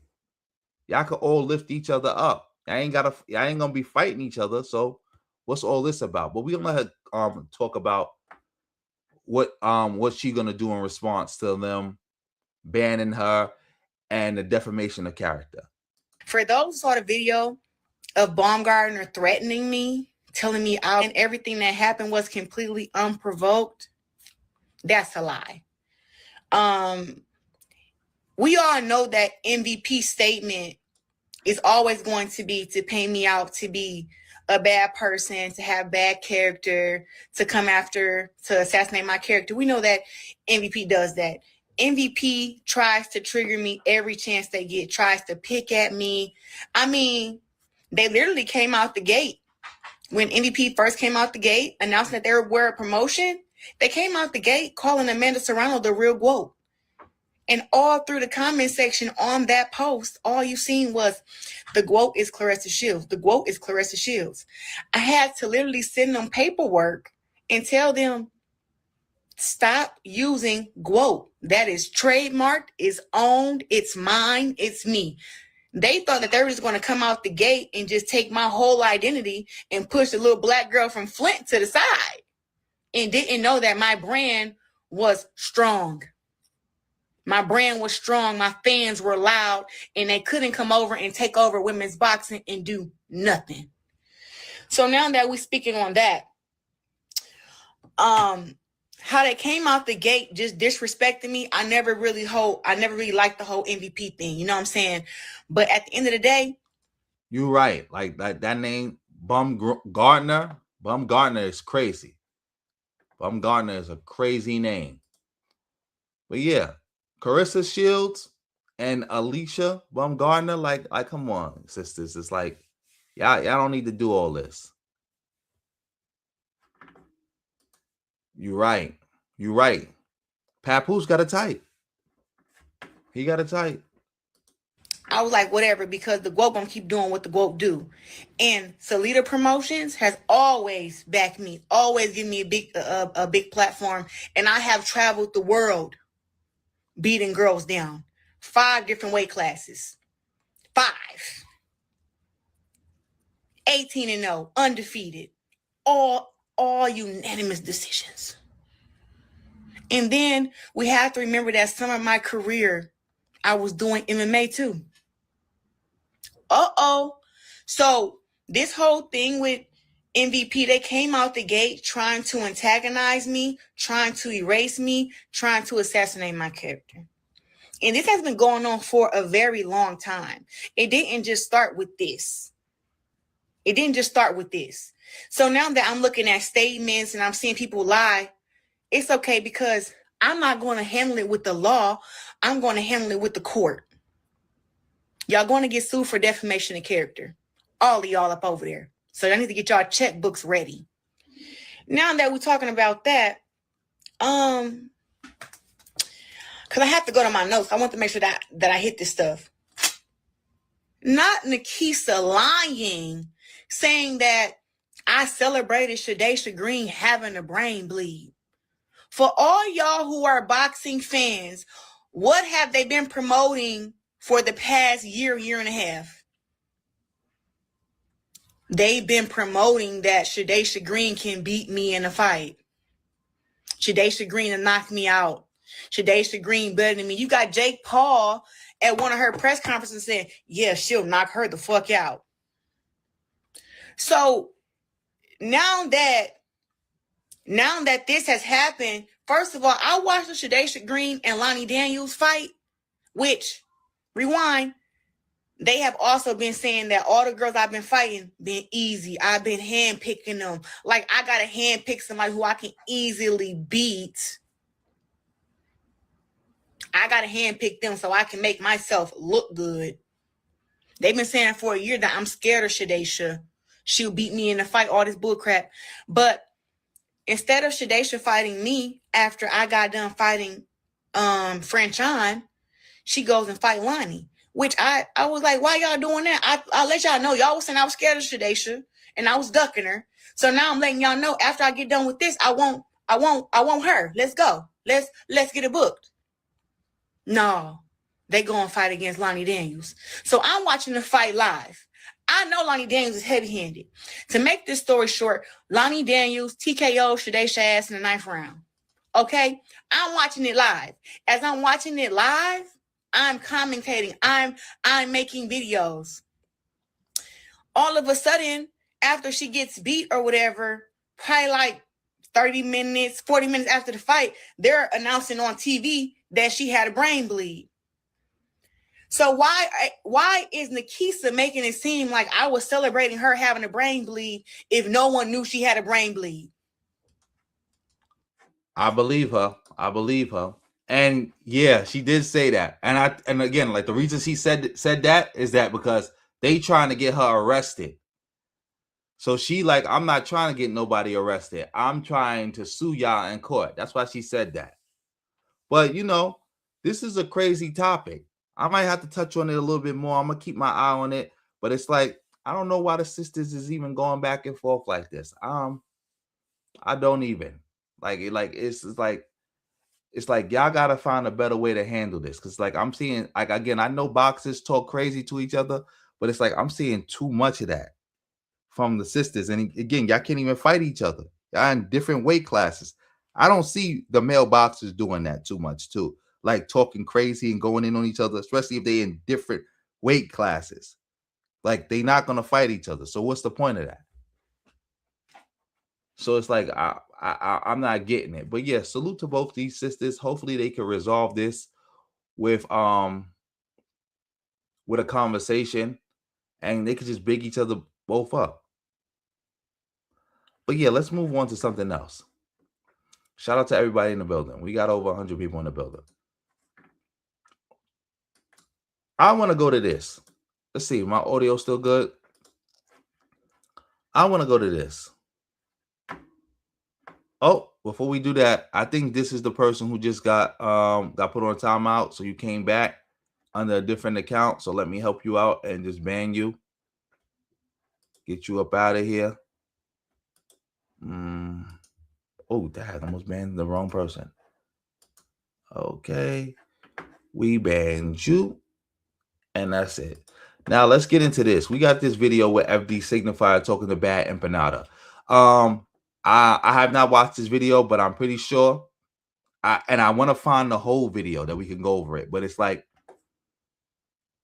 this is pretty much going to confirm what I've been talking about these white lefties or these non-black lefties, online lefties, how they really like just racist against black people. And they want us to sacrifice ourselves and do their bidding. And when they talk to us the same way the Republicans talk to us. If you want to just get down to the nitty gritty, but we're going to watch this. I don't know if this is old or not, but yeah, let's get into this. It was prefaced with something about how and how you think this is like some sort of good response to what I'm saying. Because the term goy slave is no, it's not. It doesn't make any sense what you're saying because the term goy slave is of direct relation to what I'm talking about here. My point Jewish is you're supremacy, defending Jewish your use of exceptionalism. slurs because they're funny, because they're hilarious, and because you get the right to do that. No, that wasn't the brunt of what I was saying. And it's not a slur. How is that a slur? It's hilarious. I'm sorry.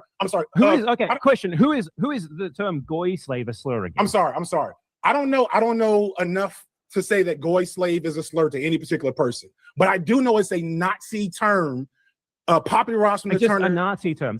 Zionist is also a Nazi. Just a Nazi term. That's kind of a thing. But the whole point is, regardless of whether or not the term is a slur, you know and knew in the moment that it was highly offensive to say that to anyone. To who? Let alone to who? To who is it offensive and why? To anyone, let alone a black man who is How not does him Jewish. being black and change not- anything? How does saying calling a black man a slave change? A goy slave, whatever.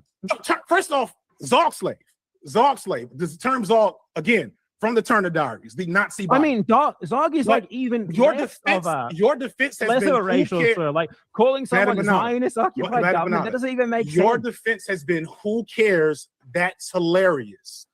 By that rationale, That wasn't my defense. That my defense was prefaced with something about how right now it's important that we challenge these sorts of idiotic frameworks can't you of challenge like Jewish those supremacy. frameworks? Again, I'm gonna pause this, but again, what is the difference between Bad Empanada and Chud the Builder? Chud the Builder is demanding the right to use the N-word because, hey, it's America, it's a free speech, and it's funny and it's hilarious, and that's why people support Chud the Builder. And Bad Empanada is going around calling black people goy slaves because they won't sacrifice themselves the way he wants them to, and somehow it's funny, it's hilarious, and we got to get past this whole nonsense about words, because again, that's what he's saying. That's what he's saying. Like, I don't get this. This is why I'm saying FD Signifier, y'all got to get off this online lefty stuff, bro. Y'all got to get off of this. Y'all got to get off this. Like the online lefties is straight horseshoe theory with them and the conservatives. Like the idea that he don't understand why it's not acceptable to just use Nazi terminology, not only use Nazi terminology, but also on top of that, use Nazi terminology with the word slave in it and stuff like that against a black person, and he magically doesn't understand. And when being confronted with this, he has a problem. And it's like, well, it's funny. And this is why people know it's a lot of anti-Semitism in the online left with this, we just going against Israel because we want to go against a genocide. That's cap. A lot of y'all just going against Israel because y'all anti-Semitic. Just like a lot of conservatives. A lot of conservatives talking about, hey, we don't like what's going on in Israel and why are we funding a genocide? They don't care about the Palestinians. They just don't like Jews. Without using clearly offensive, fundamentally unprincipled, and distracting language. Because if you think that allows you to do that all the fucking time, then call me the N-word right now on cam. If you do it all the time, if you don't think there's a difference, if you who don't said think I it use matters. the N-word all the time? No. All the time. I said I why respond to won't you call these me things in the way that you say I Banana? should all the time. Why won't you call me a nigger right now? Because how is that relevant to it? Why would I call you that? It What shows is this that you relevant to what we're understand saying the at all? difference, Mr. Empanada. I It shows that explained you- the difference. No, this term is of Let direct me explain the relation difference. to his You know what you can- behavior. No, let me explain the difference. In You know what you can regards get to away him with? defending Jewish supremacy. Do you understand the difference? Exactly, Bam. Exactly. A lot of people did that. That's why when people try to bring up the fact that, when I be talking about these lefties and I be going in and you got a bunch of black people coming to me talking about, a lot of the greatest black people were lefties. They were lefties. Yeah, they was initially lefties and then they had to separate themselves from that shit. They had to separate themselves from it because they had to deal with stuff like this. So I was never wrong about anything I said about the black when I was going in on these lefties. Like that defense about, W.E. Du Bois was a lefty. Kwame Ture was a lefty. The Black Panthers were lefties. That don't hold up with me. Sorry. Difference.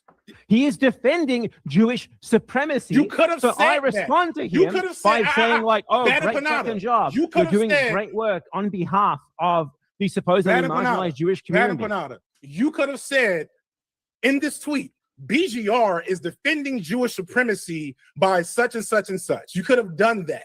That wouldn't have went off in the fucking algorithm. So instead, Everyone you made a what hilarious. do you mean in the algorithm? But then why did you? It's funny to you You could have avoided that language, and you chose not to because you're unprincipled, because you care more about the attention Have you ever economy. called anyone a dumbass? Have you ever called anyone an idiot? Have you ever used a mean word against anyone? Those words are not intrinsically tied to Nazis or slavery. Zog slave isn't intrinsically tied to Nazism either. It came like 40 years. Zog slave, I don't even think they ever used that term. They just use the term Zog. It came from the This came like German 40 years after it the came actual from, Nazis. It literally came from Nazis. Second thing, why are you so obsessed with Nazis? Why are you always talking about the Nazis under the bed? All right, so yeah, I guess that's over. I don't know if there's any more clips to that. I'm pretty sure there's not, but whatever. Like that's just one. I just wanted to touch on that real quick because it's like, come on now, we still doing this. We still doing this. I'm gonna find out that whole. I'm gonna find out when that debate happened, and I want to see the whole thing so we could go over it in more detail. But I just wanted to touch on that just so I make the mental note. Like, come on. Like you're using Nazi terminology, and now you're trying to play games and say, well, the Nazis used the term Zod, but they didn't use the term Zod slave. So now you add the term, like you don't know what you're doing. So you're using Nazi rhetoric to attack black people, and you also use it and you mixing it with slave. And like you don't understand how people could be offended by that. You don't know. And again, not just black people, but you just using that terminology, period. And you don't understand how somebody would say, hey, that's problematic. You don't get it.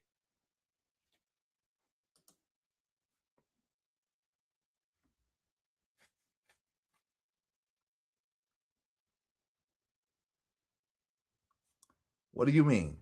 You said why they always trying to run defense for the Jews? That's what you're trying to say? They're not running defense for the Jews. They recognizing that a lot of that stuff that they doing is anti-black. Like we got to remember that a lot of these online lefties are anti-black. A lot of these people are bigots, and they try to hide their bigotry behind, oh, it's I don't know what you're talking about, or this is about helping the Palestinians, and that ain't it. That ain't it. That ain't it. That is not it. So yeah, because again, they not sitting by and watching you do racist shit. That's the problem. Like the black, I don't know if people realize this. A lot of the black lefties are not bigots. They're not bigots. When they speak up against what's going on against the Palestinians, they speaking up against it because it's wrong. They're not speaking about it because they hate the Jews, and they're using this as an opportunity to attack the Jews and push anti-Semitism.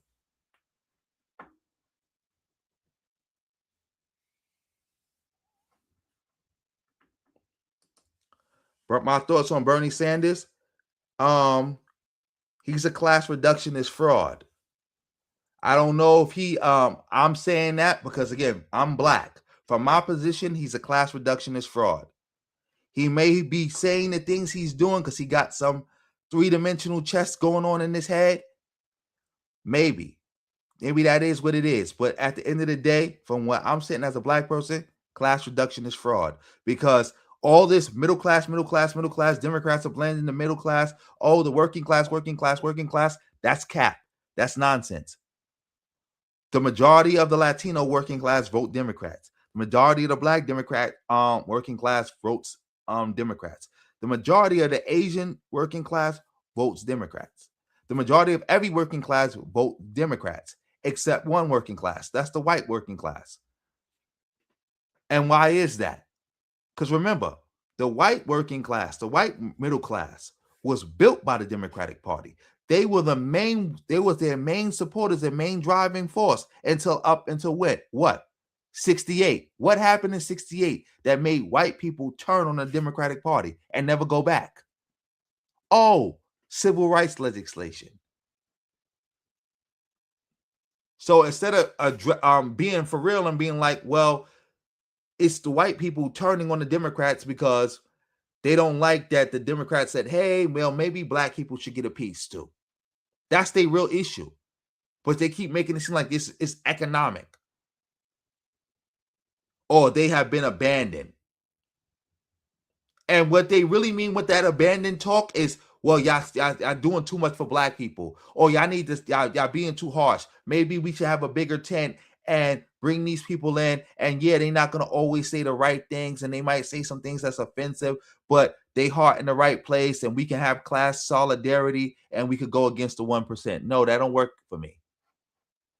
That don't work for me.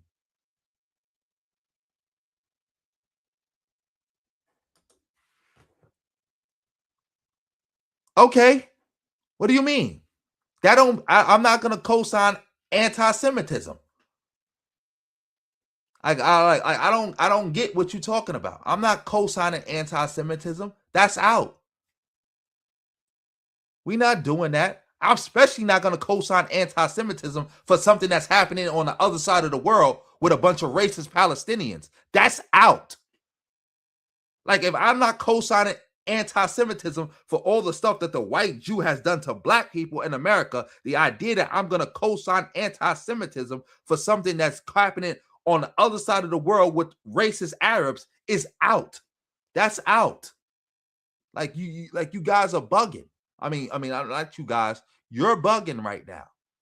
That's why we in this position right now. Because those same racist white lefties that were trying to get black people to sacrifice themselves for a bunch of Palestinians who wouldn't piss on you if you was on fire, that's nonsense. Remember, black people was using their brain during the 2024 election, saying, hey, if you really want to help the Palestinian people, you will support Kamala Harris. Because Trump is okay with everything that's happening and would do worse. Benjamin Netanyahu is intentionally interfering in American electoral politics to help get Trump elected. They, like, Trump, biggest donor, said, I am donating money to you. If you win, I'm giving you this money. And if you win, you got to let Israel take over the whole West Bank. The best case scenario for the Palestinian people would have been Kamala winning. And black people were pushing that. And you had a bunch of racist lefties attacking black people. You had a bunch of racist Arabs attacking black people for that. And wanting us to sacrifice ourselves. Like, Trump is not making it clear that he's coming for black people. Like, Project 2025 was not like one of the most anti-black white papers in the last 100 years. Definitely the last 50 years. But we supposed to let that person get in office for what? Like, you asking us to sacrifice ourselves for what? It's not like, oh, we sacrifice ourselves and the Palestinians live. We're going to sacrifice ourselves and the situation is going to be worse. That don't make no sense. That makes no sense. So we could either not sacrifice ourselves and help the Palestinians and have a better situation, or we could sacrifice ourselves and the Palestinian situation get worse. That don't make no sense. Why would you ask us to do that? Why? Like, even if we put it in like some fake vacuum where it's like, all right, like some fake hypothetical, like, all right, we sacrifice ourselves, but the Palestinians are saved. Why would you ask us to do that for the Palestinians when we know they wouldn't sacrifice 160 grams of pig shit to save black people? But we supposed to sacrifice 160 years of progress to save them. And again, in reality, us sacrificing that 160 years don't actually help them. Shout out to McKenzie for the 2. Exactly. They always want to center themselves. Shout out to you for the 2. Let me see. What do you mean? I'm not running no interference for white Jews using no black people's struggle. Nothing I said it has nothing to do with that.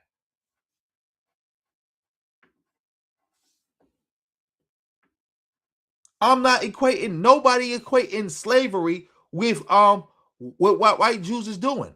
Nobody did that. I didn't do that.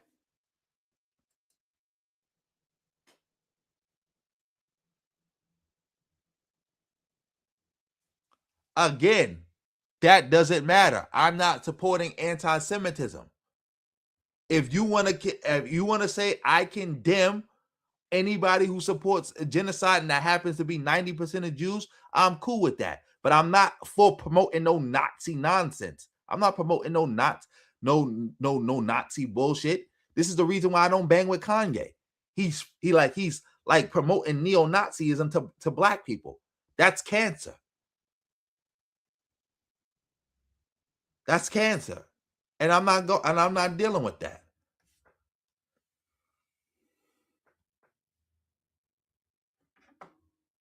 No, he wasn't. He was pointing out the obvious anti-Semitism and bad empanada speech, and also he was pointing out the racism. It's just that simple. But shout out to everybody in the building. We might have to go on to another topic because, like I said, I just wanted to cover that a little bit, just to get that point across. But let me see. What else was we supposed to cover today? Because we had a lot to cover. Shout out to everybody in the building. We got 100 people in the building. What else was we supposed to cover today? We're supposed to cover a lot. Let's see. We were supposed to cover a lot. Let me see. I think Umar did something. I was supposed to cover something that Umar did.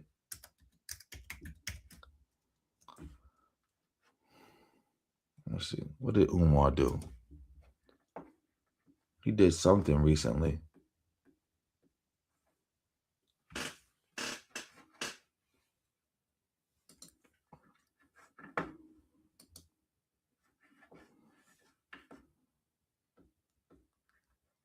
Yeah, I don't know what Umar did. He did something.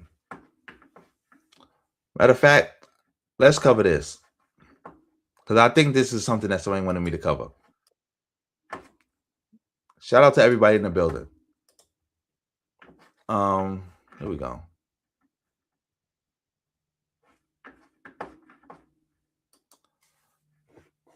You're looking for Nazis. Again, I'm not looking for Nazis. If people are using Nazi terminology, you can call out Israel for a genocide without being anti-Semitic. We not doing that. We not doing that. But yeah, I can't touch on that topic no more. We gotta do this. For all y'all, this is Poetic Flacco talking about Umar touching on Chud the Builder situation. Because again, yeah, this is a twofer. Because somebody wanted me to touch on Umar, and I think it was about this Chud the Builder situation. So yeah, let's get into this. Let's make sure the audio is good. Shout out to everybody in the building. Let's make sure the audio is good. This is Poetic Flacco talking about Umar, talking about the Chud the Builder situation. Let's get into that. Umar Johnson just revealed what Chud the Builder has been hiding. But before we get to what Umar Johnson just exposed and revealed today, let's do a quick recap because we got an update on the white supremacists who stormed Chud's bond hearing, made a scene, and got put in jail as well. Crime, a controversial social media personality, remains behind bars for now. The judge in Chud the Builder's case is keeping his $1 million bond in place. Chud, whose real name is Dalton Etherly, is charged with attempted murder, aggravated assault, reckless endangerment, and employing a firearm during a dangerous felony. He was arrested last week for a shooting outside the Montgomery County Courthouse, where the victim is recovering. Today, a judge locked in a more than $1 billion bond he'd previously set. But before court wrapped up, the judge said someone online offered to pay his bond. Those details are still being worked out this afternoon. And at one point during today's hearing, a man was asked to leave for reacting to video playing in the courtroom. While he was being escorted out, he made a comment about a, quote, two-tiered justice system. That's when the judge ordered him to be taken into custody. He's now on Twitter crying as if he was the victim. I swear, all these dudes do is cry. They're perpetual victims. They're every stereotype they try to put on us. Now he's on X crying as if somebody did something wrong to him. As if he was not the one who went to them good folks' courtroom to act a fool to get some social media clout. Now he's dealing with the consequences, and now he can't take it. So he goes, update from Jake. I went to show support at Chud the Builder's $1.25 million bond hearing and was arrested and thrown in the maximum he could sentence me to of 10 days of solitary confinement by the judge. Here's how it happened. I was sitting next to Chud's wonderful and soft-spoken. I thought I knew who that person was in the courtroom. Fiance when she whispered, "I love you" to Chud and was kicked out the courtroom. Moments later, I was nodding my head in agreement to a video of Chud during an interview when the bailiff demanded that I leave the courtroom as well. I stood up and calmly exited and said in a normal speaking tone, "This is a two-tier judge." Yeah, I bet. Okay, I bet, buddy. All right. I bet you was kicked out. Right. You, Jake Lang, who literally went to Minnesota with a pig head to antagonize Muslims. You, the outrageous human being we know you to be, I'm sure you was getting kicked out and you said, two-tier justice system. Yeah, I'm sure that's how that went, okay? Now, this is where he confused a lot of people right here, okay? Because Jake Lang, we know, okay, Jake Lang, mom is Jewish, his dad is Jewish. There are pictures of Jake Lang as a kid where he's kissing the wall, right? Like he's wearing, like the Muslim. Not the Muslim, the small hat, but keep going. He's wearing the traditional Jewish cloths. But when Jake Lang became an extremist and a white supremacist online, he understands the white supremacists hate his kind more than they hate black people. That's wrong. That is wrong. That is wrong. The majority of white supremacists do not hate Jews more than they hate black people. In fact, the majority of white supremacists are not even anti-Jewish because they know the white Jew is Jewish. Like in real life, that's like more of an internet thing. In real life, the real white supremacists, they don't hate Jews. That's why Jews get the most they want under white supremacist governments like Trump. Trump and the Republicans right now are doing more for Israel than anybody else would have ever did for them. And Trump has the most racist government we have had since like, I don't know when. You got to go back to like what? Nixon, Reagan. He's even more racist than them. I would even say you got to go back all the way to like what? Andrew Johnson.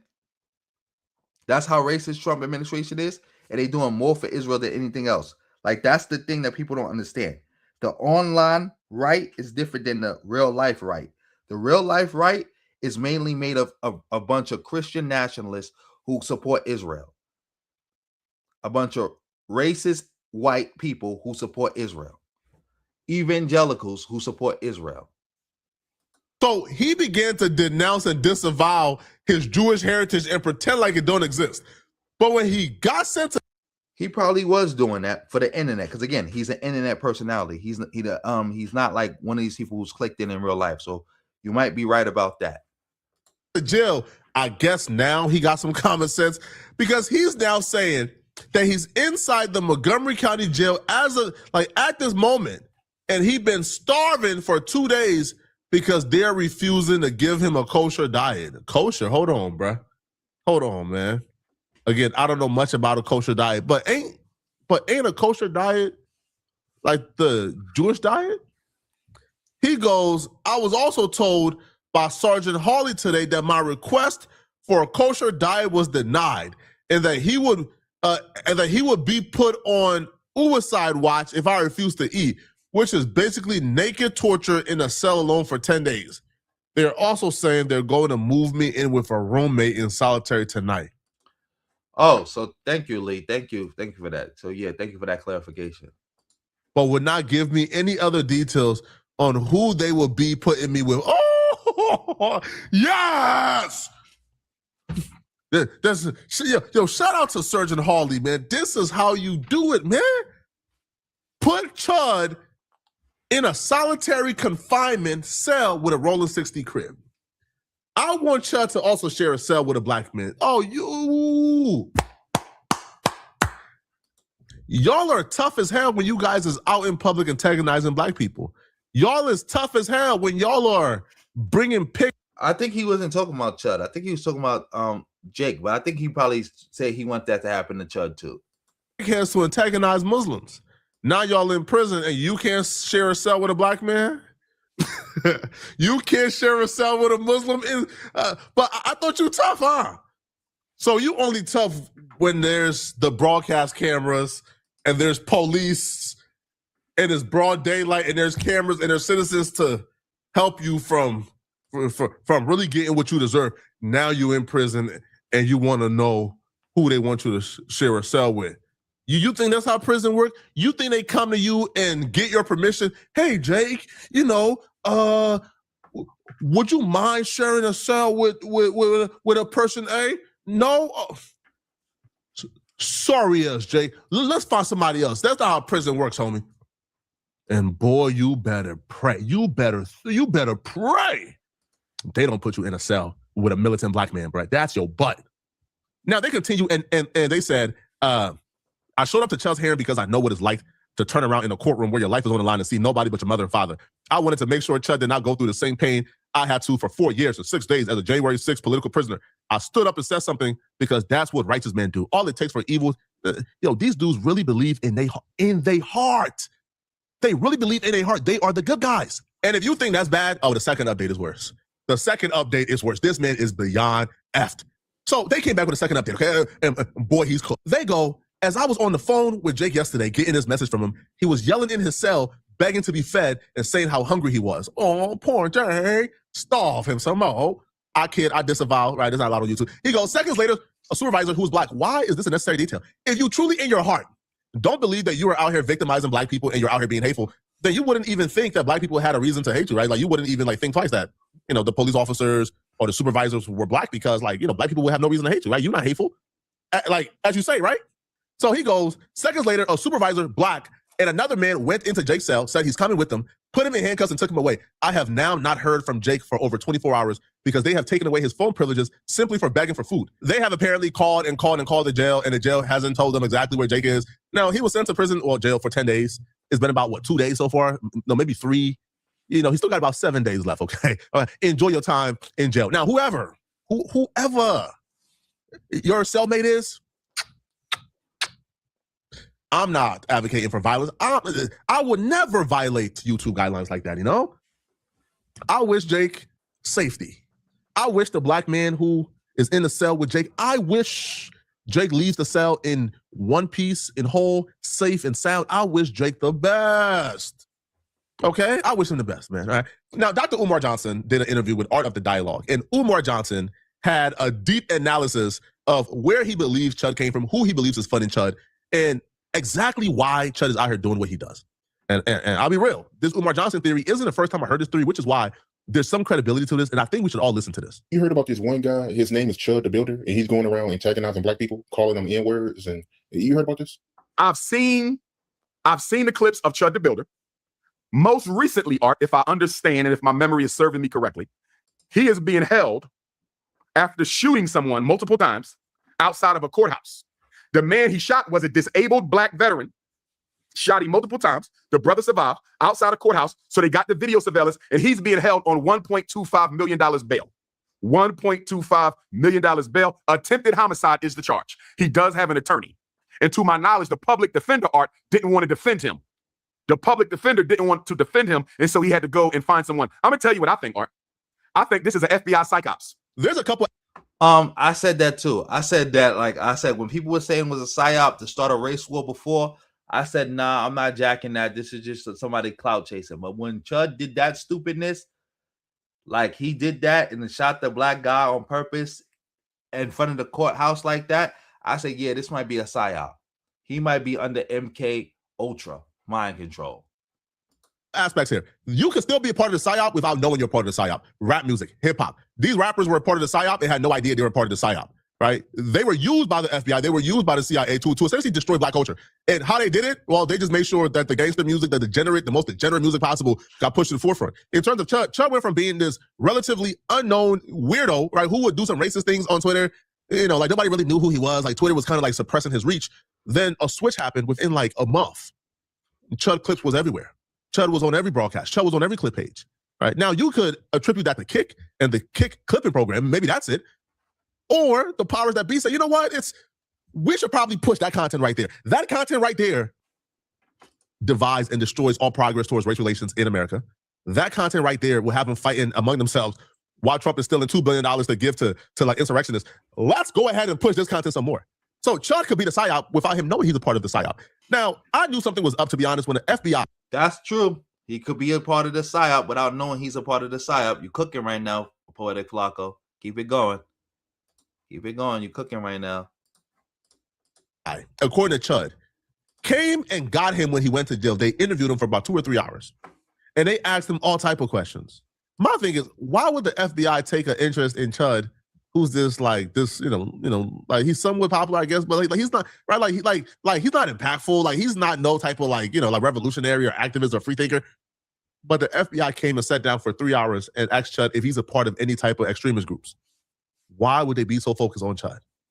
So I don't think Umar Johnson is far-fetched at all. I think this is an experiment by the U.S. government to see how Black people will react to overtly violent white racists patrolling our communities. I think this is part of a larger experiment and social agenda that is preparing for a possible martial law or social unrest. It could be. It could be. I'm not gonna say Umar's wrong on it. I know nobody's pretty much getting my notifications. Like I said, I got this strike on my channel, so YouTube is like basically taking me out the algorithm, and they not doing no job promoting my videos, and they not sending out the notifications like that. Thank you, making moves major for the fire emojis. Yeah, let's get back to this. Or civil war to come. Black people need to follow this Chud the Builder case. I'm wondering, Art, if he is a veteran. Do you know if he's a veteran or not? Because most of these crazies, quote unquote crazies, tend to be ex-military cutouts. Do you know if that's the case with him? Nah, from what I know, he never been in the military. Okay. Even if he's not, that don't mean he's not an MK Ultra, though. Most of the MK Ultra CIA psyop test dummies are ex-military cutouts, but they don't have to be. But I'm having a hard time believing he's just doing this unless he's mentally ill. Art. Yeah, curly girl. When I was saying MK Ultra, I'm just using that as just a catch-all term for all the psyops that they have ever ran. I don't even like when they try to give the mental health out. No, because that mental health out can potentially have ramifications when he goes to court and they say, he's mentally ill. He's facing 60 years. Let's give him 2 years at a hospital. No. I'm not giving. No. He did everything in his right state of mind.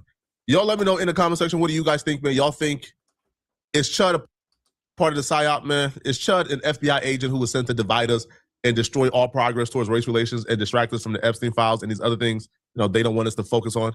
Let me know in the comment section, okay? If you're still watching this video and you want to watch another good video, click on this video right here to find out why this white podcaster is accusing academics of some horrible things. I'm gonna see you. Yeah, shout out. I like the video. Shout out to Poetic Flacco. But yeah, it got to be some type of psyop right now. Got to be. But anyway, family, I'm sorry I got to cut this stream short. Something's going on right now with myself, but thanks everybody for being in the building. We got over 100 in the building. Shout out to Justin March for gifting 10 memberships. Family, if he gifted you a membership, make sure you say thank you and make sure you keep the membership going. Shout out to Auto Mech for the 5. Shout out to Red Pill Zulu for the 20. Shout out to Pimp named Slipback for the 5. Shout out to a Pimp named Slipback for doubling up with the 2. Shout out to McKenzie for the 2. And yeah, I got to get out of here. Family, if you want to support the stream, PayPal, Cash App, Super Thanks, Super Chat, all that other stuff. Thank you so much. Hopefully I could be back tomorrow and we can finish up. We can touch on Phil and everything else. Yeah. But yeah, I got to go. Thanks everybody for being in this, for tuning in tonight. Hopefully I could be back tomorrow. Tomorrow's a holiday. So I don't know. Should I stream tomorrow? I don't know if I should or should not. But I'll just see how it's going. But peace to everybody. You sent me a link? I don't remember no link. Could you email it to me? You know my email is in the description box below. Just email it to me because I ain't got no link that you sent me. And thanks everybody for the fire emojis. I'm out. Peace.